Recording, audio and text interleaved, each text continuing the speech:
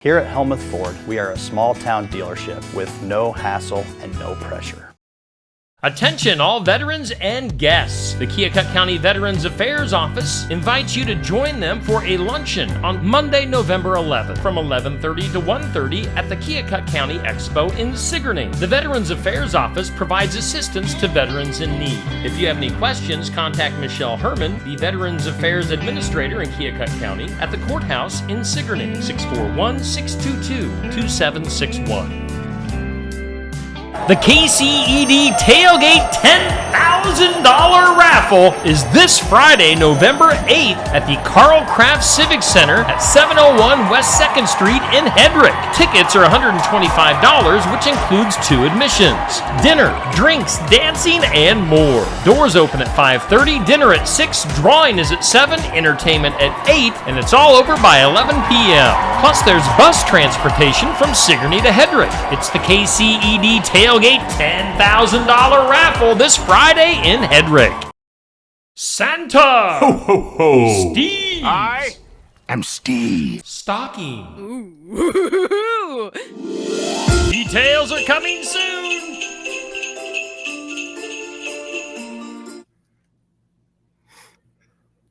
Welcome to this election night at Morgan You Asked For podcast. Just got home. We had conferences tonight till 7:30, so I just got home. College football playoff polls are out, rankings are out. Big night in America, election night. I got Fox News on one channel. I got NBC on another TV, I guess, on different TVs here, so who knows what is going to happen. Obviously, I don't have the sound on, so I don't know what they're saying, but it is kind of fun to watch the election. Don't care who you're for. It's fun to watch the projections and the differences on who's winning, what's winning, and what they're focused on.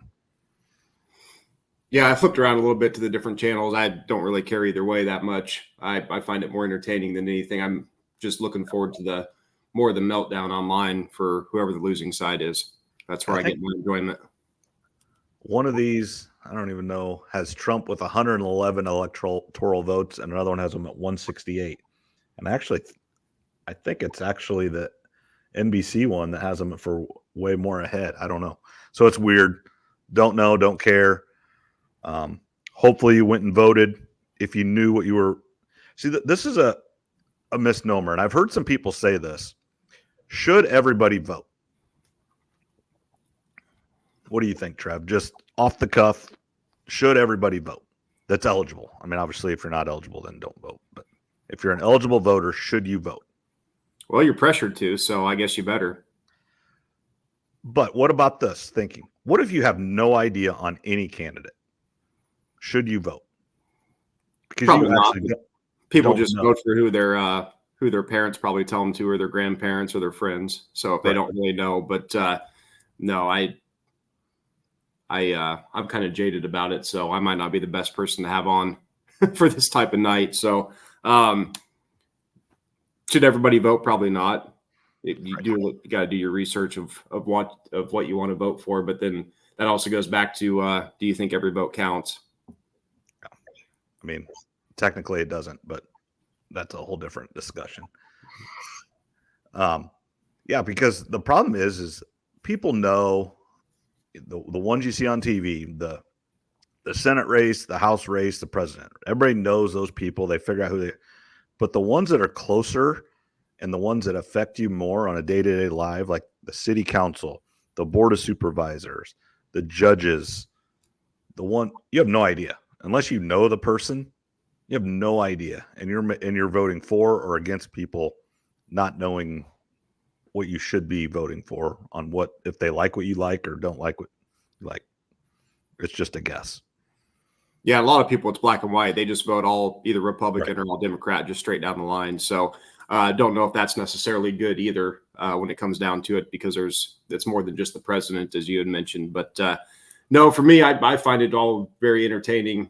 I see people getting very emotional online, which I enjoy. It's good theater, I think. So I get enjoyment out of it. Yeah, it's just you made it. It's entertainment. It's theater.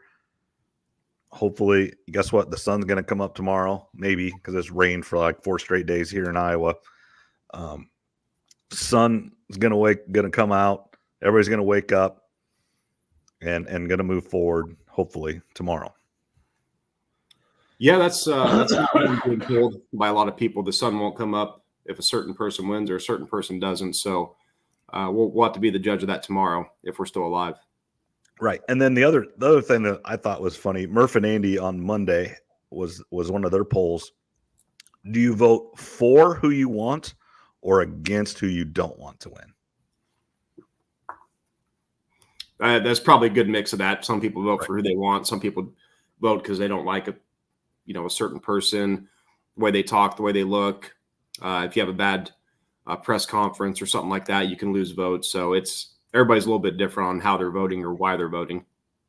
I just thought that was an interesting one because right or wrong, there's some people that will not vote for Trump just because he's Trump. Doesn't matter if you like what he believes in or anything. It's Donald Trump. I'm not voting for him. Yeah, and there's a lot of people with their families voted a certain way their entire life, so that's who they're going to vote for. Right. Just like it's kind of like college and professional football teams. Young kids that are born, they just automatically become Iowa or Iowa State fans a lot of times because of their parents. So, and I failed at that horribly. Both of my Tyler likes Iowa State, but if that's not his like number one team, it's kind of weird.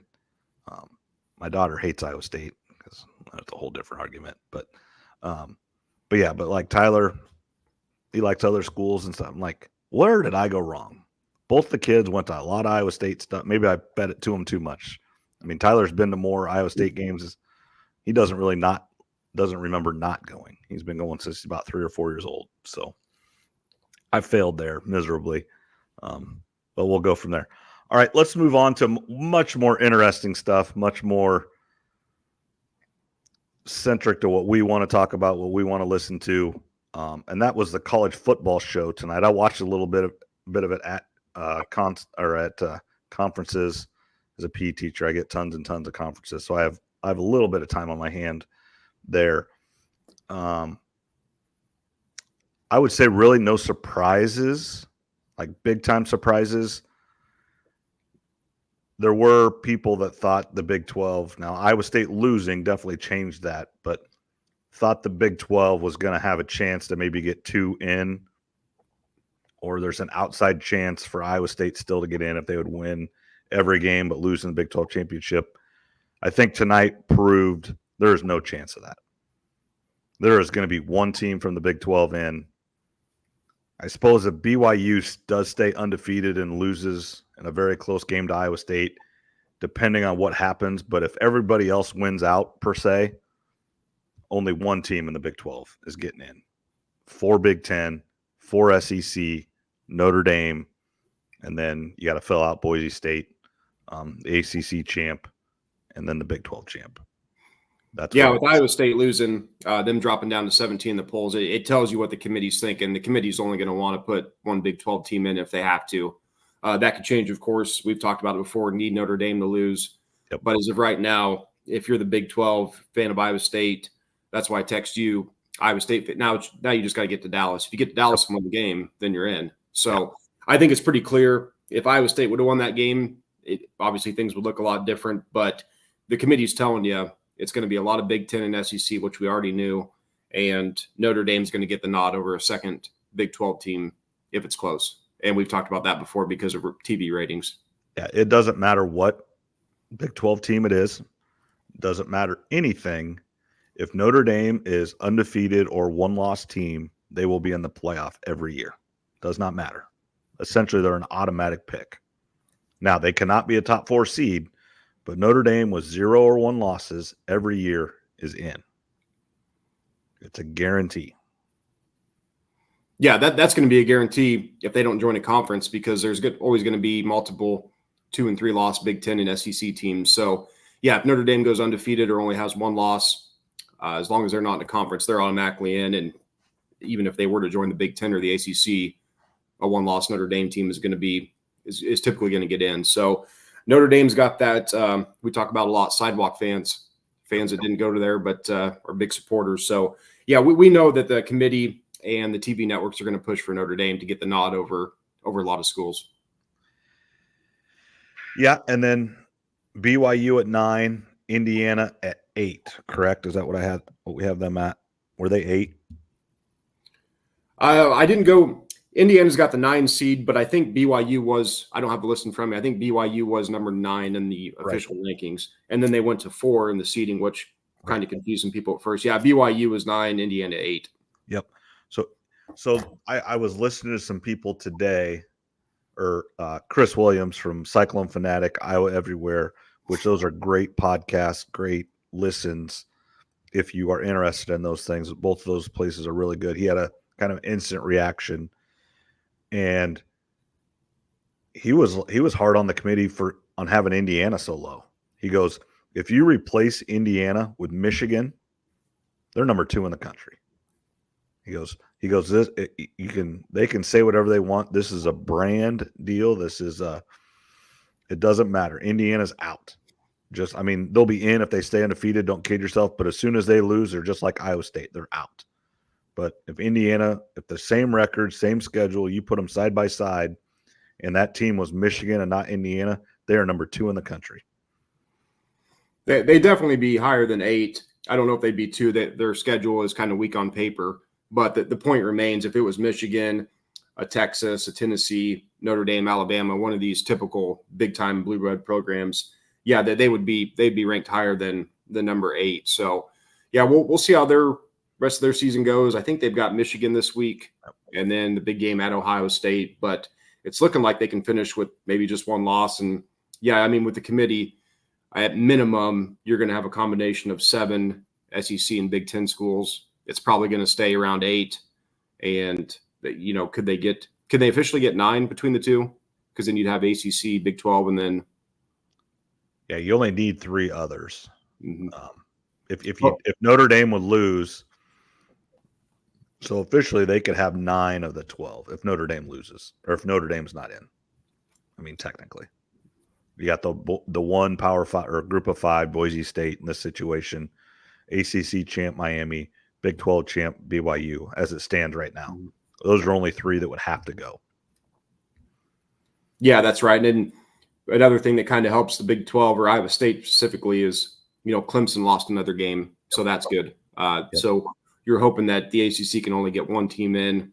There's still a few weeks to go here. But for Iowa State specifically, I know we're going to get into them in that game, but just get to Dallas.